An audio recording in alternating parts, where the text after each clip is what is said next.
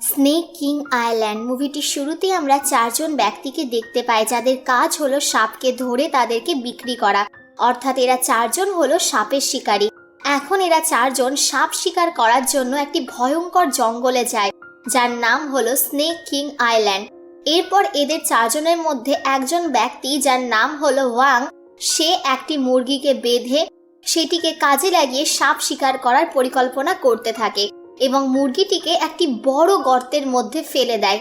এরপর যখন সে বুঝতে পারে যে মুরগিটিকে বড় একটা কিছুতে আটকে ফেলেছে, তখনই সে দড়িটিকে জোরে জোরে টানতে থাকে এবং কিছুক্ষণ পরেই দড়িটি ছিঁড়ে চলে আসে। এসব দেখে তাদের বিশ্বাস হয়ে যায় যে এই গর্তের ভেতরে নিশ্চয়ই কোনো বিরাট আকার সাপ রয়েছে, যেটিকে বিক্রি করলে তারা অনেক টাকার মালিক হয়ে যাবে। এরপর ওয়াং এর একজন বন্ধু তাইজি, সে তাকে বলে যে আমি দড়ির সাহায্যে ভেতরে গিয়ে সাপটিকে ধরার চেষ্টা করছি, আর যখন আমি ভেতর থেকে আওয়াজ দেব তখন তোমরা অবশ্যই আমাকে বাইরে থেকে টেনে নিও। কথা শেষ করা মাত্রই ওয়াং নিজের হাতে হাত মোজা পরে সাপ শিকার করার জন্য গর্তের ভেতরে যায়। গর্তের ভেতরে যাওয়া মাত্রই তার একটি সাপ চোখে পড়ে। সাপটিকে দেখে সে ধরে ফেলে এবং জোরে জোরে বাইরে থাকা বন্ধুদের আওয়াজ দিতে থাকে। সে বলে আমাকে টেনে নাও, আমাকে টেনে নাও। কিন্তু অন্য দিক থেকে তাইজি তার সঙ্গে কিছুটা মশকরা করতে শুরু করে, তাকে ওপরে টানা বাদ দিয়ে তার পায়ে সুড়সুড়ি দিতে থাকে। আর ঠিক তখনই গর্তের ভেতর থেকে এক বিশাল আকার ভয়ঙ্কর সাপকে ওয়াং এর দিকে ধেয়ে আসতে দেখা যায়। এতটাই বিশাল আকার যে সাপটি অনায়াসে এক আস্ত মানুষকে গিলে ফেলতে পারে।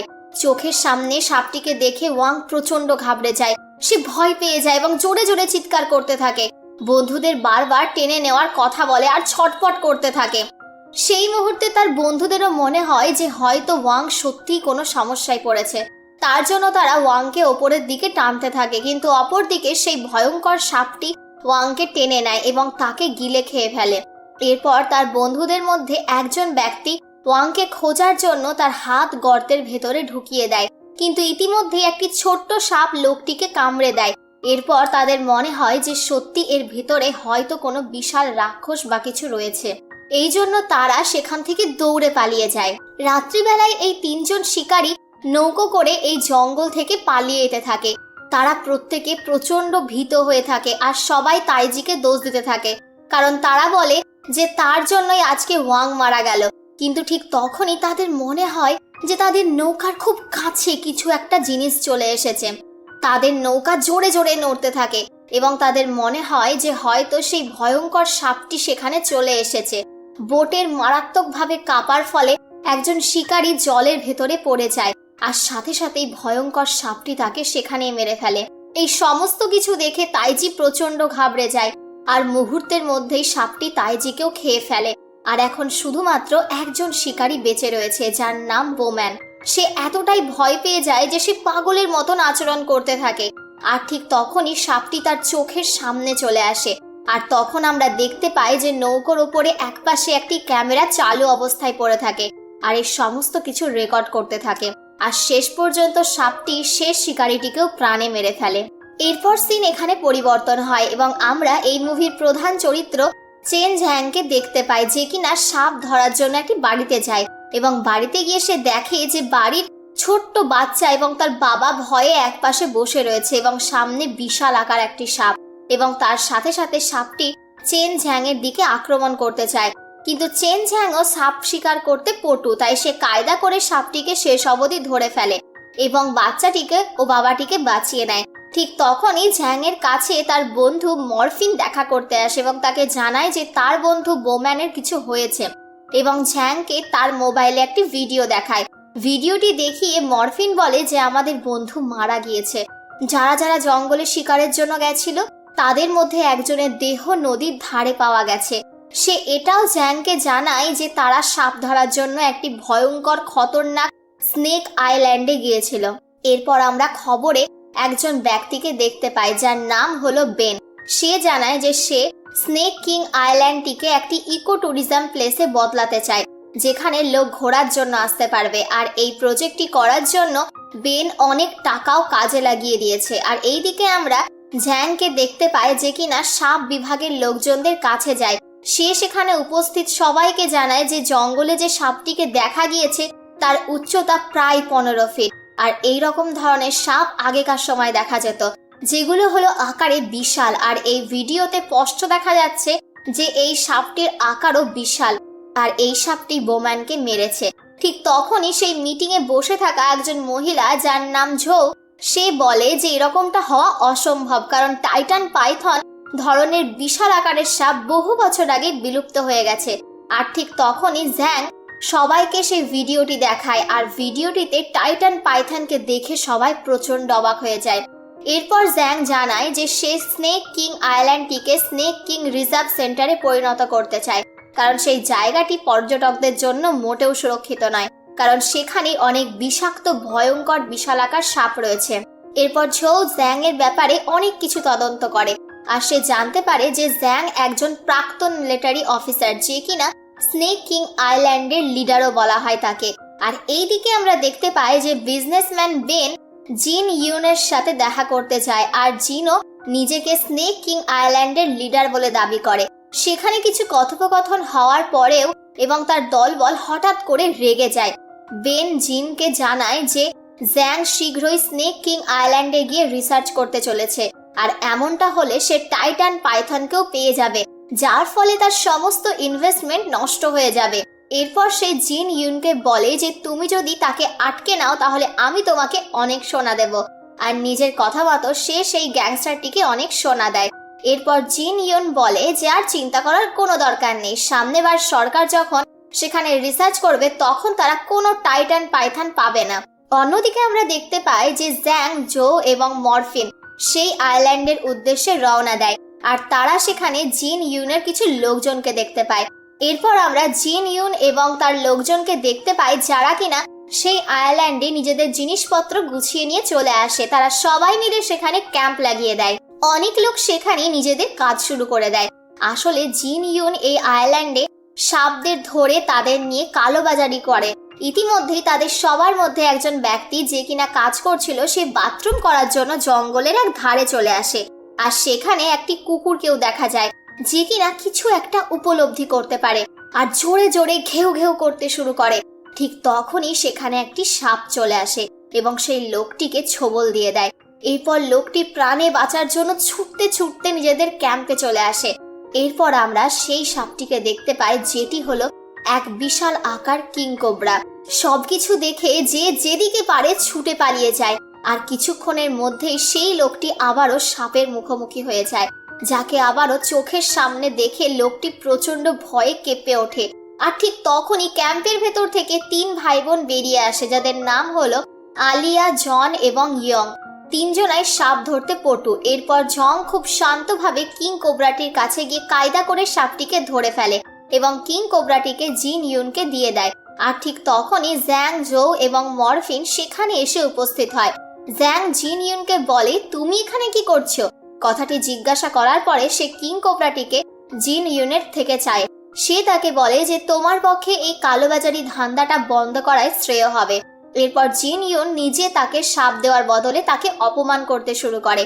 এরপরে তাদের দুজনের মধ্যে এক ভয়ঙ্কর মারামারি হয় এবং শেষ পর্যন্ত জ্যাং লড়াইটি জিতে নেয় ও জিন ইউনকে হারিয়ে দেয় এবং কিং কোবরাটিকে নিয়ে সেখান থেকে চলে যায়। কিছু দূর গিয়ে একটি সুরক্ষিত জায়গায় সে কিং কোবরাটিকে ছেড়ে দেয় এবং এরপর জ্যাং, জো এবং মরফিন জঙ্গলের দিকে আরো গভীরে এগিয়ে যায় এবং পুরো জঙ্গলটিকে ঘুরে দেখে এবং প্রত্যেকটি জায়গায় রিসার্চ শুরু করে দেয়। সে জঙ্গলের নেটওয়ার্কের এক বিন্দুও থাকে না এবং এরপর যখন রাত হয় তখন সেখানে প্রচুর বৃষ্টি শুরু হয়। এই জন্য জ্যাং তাদের দুজনকে একটি ঝুপড়ির ভেতরে নিয়ে যায়, যেটি হলো তার ঠাকুরদার। এরপর সেই ঝুপড়িটিতে গিয়ে তারা হঠাৎ করেই একটা পচা গন্ধ নাকে পায়, যার জন্য তারা 3 জন পুরো ঝুপড়িটাতে খুব ভালোভাবে খোঁজাখুঁজি করতে থাকে। আর ঠিক তখনই হঠাৎ করে মরফিনের সামনে একটি মৃতদেহ এসে পড়ে, যাকে দেখে সে প্রচন্ড ভয় পেয়ে যায়। কিন্তু তাকে শান্ত করে জ্যাং বলে যে এ হলো তাইজি এবং এ হলো বোম্যানের বন্ধু।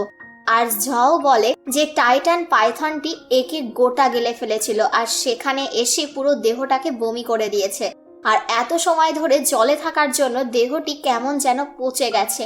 মরফিন এটা জেনে অবাক হয়ে যায় যে ঝো কিভাবে এত কিছু জানে। ঝো বলে যে সে স্নেক রিসার্চ ইনস্টিটিউটে অনেক পড়াশোনা করেছে। এরপর সে কাপড় পরিবর্তন করার জন্য চলে যায়, যেখানে আমরা জং এবং ইয়ংকে দেখতে পাই। যারা কিনা এতক্ষণ তাদের পিছু করতে করতে এত দূর পৌঁছে গেছে। এরপর জ্যাং বলে যে তার ঠাকুরদা এখানে টাইটান পাইথনকে খুঁজতে এসেছিল এবং তিনি এই ঝুপড়িটা থেকেই নিজের কাজ চালিয়ে যাচ্ছিল। এরপর আমরা দেখতে পাই যে জং, যে কিনা এতক্ষণ তাদের পিছু নিয়েছিল, সে অনেকগুলো ছোট ছোট সাপকে ঝুপড়ির ভেতরে দিয়ে দেয়। এইদিকে জ্যাং দরজা খোলার চেষ্টা করে কিন্তু কিছুতেই সে পেরে ওঠে না।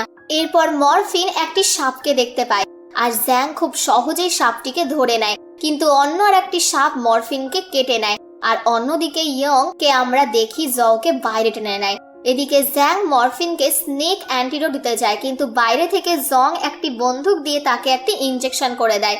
তারপরে তার পুরো শরীর কাঁপতে শুরু করে আর তার কাছে অনেক ছোট ছোট সাপ চলে আসে। এদিকে ইয়ং জওকে বাইরে টেনে তার সঙ্গে জবরদস্তি করার চেষ্টা করে, কিন্তু তখনই সেখানে টাইটান পাইথন অর্থাৎ বড় সাপটি চলে আসে আর ইয়ংকে মুখ দিয়ে ধরে সেখান থেকে নিয়ে চলে যায়। আর যখন হ্যাং সেখানে আসে এবং দেখে পাইথন তাকে নিয়ে যাচ্ছে, সে তার পিছু করতে শুরু করে। এদিকে জ্যাং এবং মরফিন খুব খারাপ অবস্থায় থাকে। তখনই সেখানে জৌ চলে আসে আর জ্যাং জৌকে তাদেরকে ওষুধ দেওয়ার জন্য বলে। এরপর সকালবেলায় দেখানো হয় তারা নিজেদের মধ্যে কথা বলতে থাকে তাদের বিষয়ে, যাদের আগের দিন রাতে সাপে আক্রমণ করেছিল। এবং হঠাৎই তখন তারা হ্যাংকে দেখতে পায় যে খুব খারাপ অবস্থায় সেখানে পড়ে আছে এবং তার সাথে সাথে তারা সেখানে টাইটান পাইথনের ফ্লুইড দেখতে পায়। আর এটি দেখে তারা বুঝতে পারে টাইটান পাইথন খুব তাড়াতাড়ি ডিম দিতে চলেছে। এরপর জ্যাং হ্যাংকে ধরে তার ভাইয়ের কাছে নিয়ে যায়, যেখানে হ্যাং খুব খারাপ অবস্থায় থাকে। আর এরপরে আলিয়া জৌকে তার ভাই ইয়ং এর ব্যাপারে জিজ্ঞাসা করে। জৌ তাকে বলে, আমি জানি না তোমার ভাই কে। জ্যাং এবং জিন ইয়নের লড়াই শুরু হতে যায়, কিন্তু সেই মুহূর্তে হ্যাং তার ভাইকে জানায় জ্যাং আমার প্রাণ বাঁচিয়েছে। আর তারপরে জিন ইয়ন তার সাথে তাকে ক্যাম্পে নিয়ে যায় আর তাকে সোনায় ভর্তি একটি ব্যাগ দেখায় এবং তাকে সরি বলে, কিন্তু জ্যাং সেই ব্যাগটি তাকে ফেরত দিয়ে দেয় এবং সে তাকে বলে আমি এসব কিছু টাকার জন্য করিনি, আর সত্যি সত্যি তুমি যদি আমাকে ধন্যবাদ জানাতে চাও তাহলে তুমি এই সাপের কালো ব্যবসাটি বন্ধ করে দাও। কিন্তু জিন ইয়ন তাকে জানায় যে আমি এমনটা করতে পারবো না, এমনটা করলে আমার বাজারে ইজ্জত কমে যাবে। আর এরপরে তাদের দুজনের মধ্যে কথা কাটাকাটি শুরু হয়।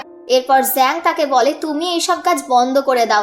তখন জিন ইয়ন তাকে একটি কাগজ দেখায় এবং তাকে বলে দেখো আমি যে কোম্পানির হয়ে কাজ করি সেই কোম্পানি সাপকে মারার কাজ করে আর আমিও তার সাথে যুক্ত রয়েছি। জ্যাং যাওয়ার সময় জিন ইয়নের কাছ থেকে একটি গাড়ি চায় এবং সে গাড়ি করে তার বন্ধুদের সাথে সেখান থেকে চলে যায়। আর সেখানে তারা টাইটান পাইথনকে দেখতে পায়। এরপরে জ্যাং মরফিনকে ফোন দিয়ে টাইটান পাইথনের ভিডিও করতে বলে আর তখনই তাদের গাড়ির সামনে জং এবং আলিয়া চলে আসে এবং তারা দুজন তাদেরকে ইয়াং এর মৃত্যুর জন্য দায়ী করে। এরপরে জং এবং জ্যাং এর মধ্যে লড়াই শুরু হয়, অন্যদিকে আলিয়া এবং মরফিনের ভেতরে লড়াই শুরু হয়। আর এই সুযোগে সেও টাইটান পাইথনের পেছনে দৌড়াতে শুরু করে এবং অন্যদিকে জ্যাং খুব কষ্ট করে জংকে হারিয়ে দেয় আর মরফিন চালাকির সঙ্গে আলিয়াকে হারিয়ে দেয়। এরপর তারা দুজন জয়ের পেছনে যেতে থাকে। এদিকে জ সেই গর্তের কাছে চলে এসেছে এবং সে সেই গুহার মধ্যে ঢুকে পড়ে আর সেখানে লাইট মেরে দেখে পাইথন এখানে অনেকগুলো ডিম দিয়েছে। আর এরপরে জ সেখানে একটি ডিম উঠিয়ে নেয় আর তার ব্যাগে ঢুকিয়ে নেয় আর দড়ি দিয়ে ওপরে উঠতে থাকে, কিন্তু তখনই সেখানে ইয়ং চলে আসে যে এখনো মারা যায়নি আর সে ওকে ধরে নেয় এবং তাকে সেখান থেকে বের হতে দেয় না। আর তখনই জ তার পকেট থেকে সাপের বিষ বের করে এবং ইয়ং এর মুখে ছুড়ে দেয় আর তখনই সেখানে টাইটান পাইথন চলে আসে এবং ইয়ংকে মেরে দেয়। আর অন্যদিকে সেও কোনো মতে পড়তে পড়তে বেঁচে যায় আর গর্ত থেকে বেরিয়ে যায়। এরপর সে গর্ত থেকে বেরিয়ে বাইরে আসে আর তখন জ্যাং এবং মরফিন গাড়ি নিয়ে সেখানে পৌঁছে যায় আর এরপর সেও গাড়িটাতে উঠে পড়ে এবং অন্যদিকে টাইটান পাইথন তাদের পিছু নিতে থাকে। এরপর জ্যাং জিজ্ঞেস করে জও তুমি কি নিজের কাজ করে নিয়েছো? তখন জও তাকে বলে হ্যাঁ, কিন্তু তখনই জ্যাং জানতে পারে জ টাইটান পাইথনের একটি ডিম চুরি করে নিয়েছে, যেই কারণে ওই বড় সাপটি তাদের পিছু নিতে থাকে। জ্যাং জওকে বলে আমাদেরকে ওর ডিমটি তার গর্তে ফিরিয়ে দিয়ে আসতে হবে, না হলে আমরা সবাই মারা যাব। কিন্তু জও তার কথায় মত দেয় না এবং সে মরফিনের গলায় ছুরি ধরে আর জ্যাংকে ব্ল্যাকমেল করে আর বলে গাড়ি চুপচাপ চালাও, আমাদের টিম এই ডিমটি নিয়ে রিসার্চ করবে। আর কিছুক্ষণ পরে জও গাড়ি থেকে নেমে যায় আর সেখান থেকে যেতে শুরু করে, কিন্তু তখনই সেখানে জিন ইউনের লোকজন চলে আসে আর তাদের সবাইকে ঘেরাও করে নেয়। আর তখন একটি লোক সেখান থেকে সামনে আসে আর সে ঝওয়ের কাছ থেকে ডিমটি কেড়ে নেয় এবং জিন ইউনকে দিয়ে দেয়। তারপর ঝও তাকে বলে যে সে আইএসএম কোম্পানির তরফ থেকে এসেছে, এই কোম্পানি তাকে ডিমের অর্ডার দিয়েছে। আর এরপরে তারা দুজনে হাত মেলায়। এটি দেখে জ্যাং এবং মরফিন অবাক হয়ে যায়। তারপরে জিন ইউন ঝওকে জানায় তাকে আইএসএম কোম্পানি থেকে বের করে দিয়েছে এবং এখন সে এই ডিমটি ব্ল্যাক মার্কেটে বিক্রি করবে আর অনেক টাকা রোজগার করবে। আর এরপরে ঝও তার কাছ থেকে তার ডিমটি চায়, কিন্তু জিন ইউন তাকে এই ডিমটি আর দেয় না। আর তখনই জ্যাং সেখানে আসে এবং তাদেরকে বলে আমাদের এই ডিমটি আবার টাইটান পাইথনের গর্তে ফিরিয়ে দিতে হবে, তা না হলে টাইটান পাইথন আমাদের সকলকে মেরে ফেলবে। তখনই জিন ইউনের লোকজনেরা তাদের চেহারা ঢেকে নেয় এবং একটি জায়গায় বেঁধে দেয়।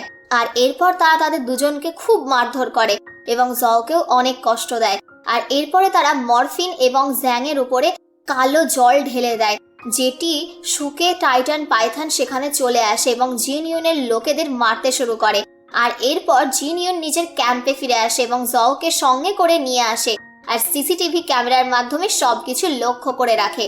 আর তখনই জ্যাং এবং মরফিনের কাছে টাইটান পাইথন চলে আসে। আর টাইটান পাইথনকে দেখে জ্যাং তার হাতের দড়িটি খোলার চেষ্টা করে এবং খুলে ফেলে। আর মরফিনের হাতের দড়িটিও খুলতে চায়, কিন্তু তখনই টাইটান পাইথন তাদের ওপর হামলা করে দেয় এবং কোনো মতে জ্যাং মরফিনের হাতের দড়িটি খুলে দেয়। এদিকে ঝও তার নিজের হাতের দড়ি খোলার চেষ্টা করে আর সে সেই সাপের ডিমের ব্যাগটিও দেখে নেয়। আর যখনই জ্যাং মরফিনকে এখান থেকে ছাড়িয়ে সেখান থেকে বেরোনোর চেষ্টা করে আর পালানোর চেষ্টা করে, কিন্তু আলিয়া সেখানে চলে আসে আর ওই দরজাটি বন্ধ করে দেয়। তখনই ঝও সেখান থেকে পালিয়ে যায় আর সেই ট্যাঙ্কের উপরে চলে আসে যেখানে জ্যাং এবং মরফিন রয়েছে। আর তারপর ঝও মরফিনকে সেখান থেকে বের করে নেয় এবং জ্যাং নিজে নিজে সেখান থেকে বেরিয়ে আসে। এদিকে মরফিন এবং ঝও জিন ইউনের লোকজনদের সঙ্গে লড়াই করতে থাকে আর অন্যদিকে জ্যাং আলিয়া এবং জং এর সঙ্গে লড়াই করতে থাকে। আর তখনই পাইথন সাপটি আলিয়ার ওপর হামলা করে দেয়, কিন্তু জং মাঝখান থেকে সেখানে চলে আসে আর আলিয়াকে বাঁচিয়ে নেয় এবং সে নিজেকে বলিদান দেয় আর নিজে মারা যায়। অন্যদিকে হ্যাং খুব খারাপভাবে আহত হয়ে যায় আর এর ফলে জিন ইউন খুবই রেগে যায়। আর এরপরে একদিকে ঝও এবং আলিয়ার লড়াই শুরু হয় আর অন্যদিকে জ্যাং এবং জিন ইউন লড়তে থাকে। এরপর জিন ইউন জ্যাংকে খুব খারাপভাবে আহত করে দেয় আর তারপর ঝও ডিমের ব্যাগটি নিয়ে সেখান থেকে পালাতে শুরু করে। এরপর জিন ইউন ঝওয়ের পিছু নিতে থাকে এবং জ্যাং তাদের পিছু নিতে থাকে। তারপরে ঝও তার নৌকায় উঠে পড়ে এবং তাকে পিছু নিতে নিতে জিন ইউন সেই নৌকায় উঠে পড়ে আর সে ঝওকে ধরে অনেক মারধর করতে থাকে। আর তাদের পিছু করতে করতে মরফিন এবং জ্যাং সেই নৌকায় উঠে পড়ে। আর এরপরে জিন ইউন এবং তাদের মধ্যে লড়াই শুরু হয় আর মরফিন সেখানে এসে জিন ইউনকে আহত করে দেয়। আর এরই মধ্যে টাইটান পাইথন সেই নৌকায় চলে আসে। আর এরপরে জ্যাং টাইটান পাইথনের ডিমটি নেয় এবং টাইটান পাইথনের সামনে রেখে দেয়। আর এরই মধ্যে জিন ইউন টাইটান পাইথনের সামনে চলে আসে আর টাইটান পাইথন জিন ইউনকে খেয়ে নেয় এবং তার ডিমটি নিয়ে সেখান থেকে চলে যায়। এরপর লাস্ট সিনে আমরা দেখি ঝও জ্যাং এর কাছে ক্ষমা চায় আর জ্যাংকে বলে আমি তোমার সাথে অনেক খারাপ করেছি, আমাকে ক্ষমা করে দাও প্লিজ। আর এরপরে ঝও তাকে বলে তুমি কি আমাকে ভালোবেসে ফেলেছো? তখন জ্যাং তাকে বলে আমি আগে থেকেই অন্য কারোর সঙ্গে রিলেশনে রয়েছি।